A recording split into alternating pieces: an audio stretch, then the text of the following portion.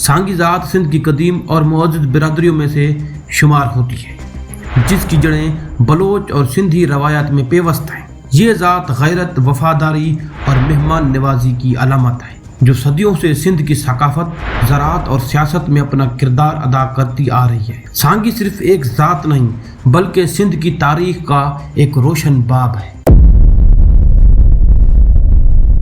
سانگی سنسکرت کے لفظ سانگت سے نکلتا ہے، جس کا مطلب ہے سانگے، یعنی کام کے لحاظ سے آنے والے مسافر، مہمان۔ جس طرح مالدار، مال مویشی رکھنے والے لوگ اپنا جھنڈ ایک جگہ سے دوسری جگہ لے جاتے تھے، ان کو سانگی کہا جاتا تھا، یعنی کام کے لحاظ سے ایک جگہ سے دوسری جگہ آنے جانے والے لوگ یا قبیلے۔ یہ گزرتے وقت کے ساتھ ایک الگ نام اور قبیلے یا ذات کا روپ اختیار کر گئے۔ سانگی قبیلے کا اصلی وطن جیسلمیر ہے۔ یہ راجہ سانگا کی اولاد میں سے ہیں، جو کہ بہت بڑا نامور تھا۔ اسی خاندان سے چتور کے رانا اور اودھ پور کے راجہ تھے، لیکن اب ان کی وہ حیثیت نہیں رہی۔ اس کے بعد یہ سندھ کی طرف چلے آئے اور یہ کافی تعداد میں پوری سندھ میں آباد ہو گئے۔ نسب نامہ سندھ کے مطابق سانگی ذات والے اصل میں چنا تھے۔ کاچھے بھی آج بھی ان کے نام سے مکان آثار کی صورت میں موجود ہیں۔ بڈام نامی ایک بہادر کاچھے کا رہنے والا چنا تھا، جس کا ذکر شاہ عبداللطیف بھٹائی نے اپنے شعروں میں بھی کیا ہے۔ کہتے ہیں کہ اسی بڈام چنا کی 2 بیویوں میں سے جونو اور وسیو نامی 2 بیٹے تھے، جن کے پاس چوپایا مال مویشی بہت زیادہ تھا، اور ان کی اولاد اس مال مویشی کی وجہ سے سرسبز چراہ گاہوں کی تلاش میں رہتی تھی۔ اس طرح یہ بہت دور دور تک نکل جاتے تھے۔ کافی وقت گزر جانے کے بعد بڈام چنا کی دوسری اولاد نے ان سے واسطہ ختم کر دیا اور ان کو اپنا تسلیم کرنے سے بھی انکار کر دیا۔ لیکن کچھ تاریخ دان اس طرح بھی کہتے ہیں کہ سانگی ملہا اور موہانا ہیں، جو کہ شادیوں پہ سانگ کا کھیل رچا کر مسخری کرتے تھے، اس لیے انہیں سانگی کہا گیا۔ یہ سانگی سندھ کے باہر سولنگی، سانگڑ اور بھنڈ پکارے جاتے ہیں۔ ابڑا، پہوڑ، راجپر ذاتوں میں سانگی نام سے پاڑے بھی موجود ہیں، اور یہ سب پاڑے سمیجا نسل سے ہیں۔ اس کے سوائے چاچڑ ذات میں بھی ایک پاڑا سانگی ہے۔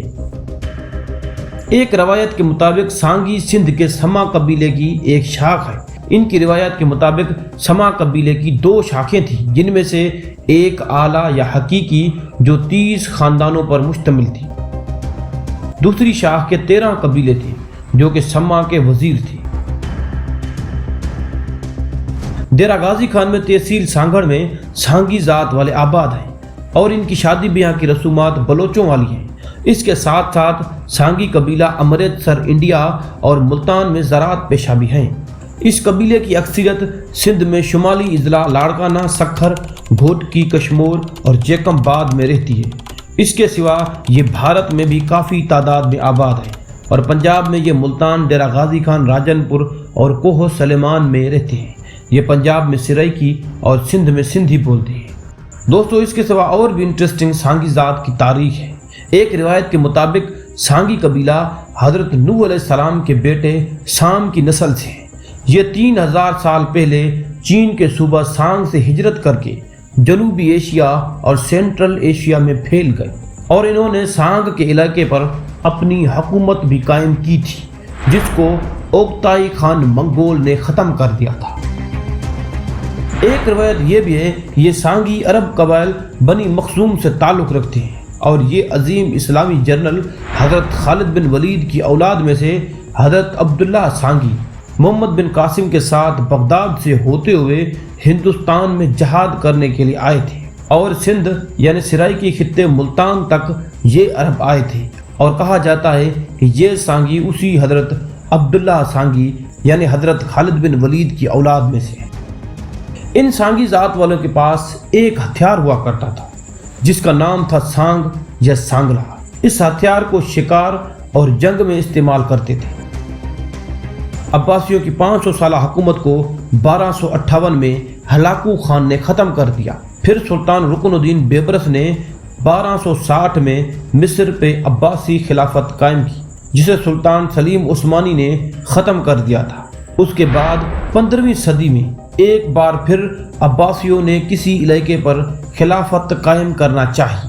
اس حوالے سے سلطان داؤد خان عباسی نے سانگی قبیلے کے بڑے جام یعقوب سے اتحاد کر کے نوشیرہ اور چولستان اور باقی علاقوں پر حملے کرنا شروع کر دی اور مسلمانوں کی مدد سے یہاں کے ہندو راجا سے حکومت چھین لی تھی، اور اس طرح سانگیوں نے سیاست بھی کی اور حکومتیں بھی چلائیں۔